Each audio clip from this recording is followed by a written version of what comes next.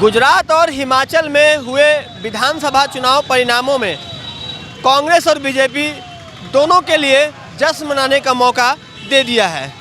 सामने में कांग्रेस कार्यकर्ता जश्न मना रहे हैं और ठीक यह जश्न जो है वह हिमाचल विजय के लिए है।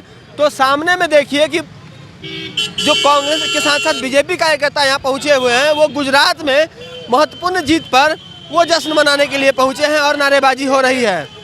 कहीं ना कहीं आज में जो धनबाद में जो तस्वीरें आप देख रहे हैं यह बताने के लिए काफ़ी है कि जीत का जश्न और हार का गम दोनों ही झलक जाता है। लेकिन 50-50 जब मुकाबला हो तो कहीं ना कहीं भाजपा के लिए और कांग्रेस के लिए दोनों के लिए ही आज जश्न मनाने का दिन आ गया है। तो थोड़ी देर में आपको ये तस्वीरें आपको और महत्वपूर्ण देखने को मिलेंगी कि किस तरह से कांग्रेस और बीजेपी दोनों कार्यकर्ता एक दूसरे के सामने खड़े होकर जश्न मना रहे हैं और नारेबाजी चल रही है। ये अलग बात है कि दोनों ही पार्टी में कार्यकर्ताओं की कमी नहीं है, लेकिन सड़क पर कुछ ही जो गिनती के कार्यकर्ता हैं वो नज़र आ रहे हैं। आतिशबाजी की जो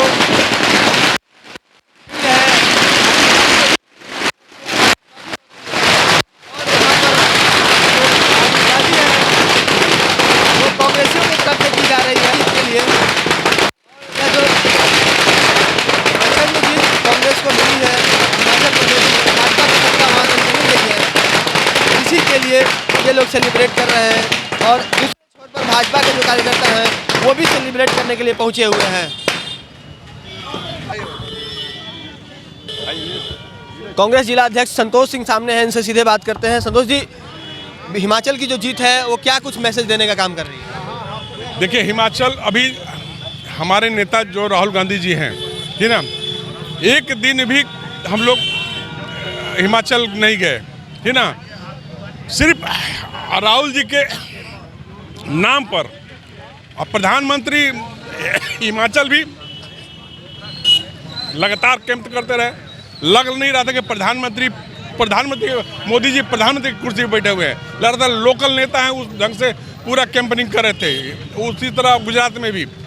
और आने वाले 2024 में हम लोग बताएंगे, जब हमारा पदयात्रा समाप्त होगा और फिर इधर हाथ जोड़ो वाला कार्यक्रम चालू होगा हिंदी बहुल क्षेत्रों में, बीजेपी का सुपड़ा साफ कर देंगे हम लोग। लेकिन गुजरात में तो आप लोगों की वापसी नहीं हो पाई। हम तो बोलेंगे बदली परिस्थिति में जिस ढंग से मोदी ने सारा तंत्र को कैच कर करके, चाहे ईवीएम हो, सीबीआई, चुनाव आयोग हो, ईडी हो, इनकम टैक्स हो, सारा संस्था सीबीआई हो, सबको कैप्चर करके जिस ढंग से करने काम किया है। लेकिन हिमाचल की जनता ने उनके किसी झांसा में किसी आईटी और इनकम टैक्स वाले सीबीआई के खौफ के को खारिज करते हुए लोगों ने मुस्तैदी से कांग्रेस को साथ दिया और कांग्रेस का परचम लहरा रहा है। मोदी सरकार तो हम कह रहे हैं कि अगर ईवीएम हैक हो रहा था तो गुजरात में हुआ तो आपको वहाँ भी होना चाहिए था। कहीं नहीं कि थोड़ा सबका सहयोग है मोदी जी के साथ में। हम लोग और पूरा ये और खौफ है गुजरात में जिस से खौफ पैदा कर करके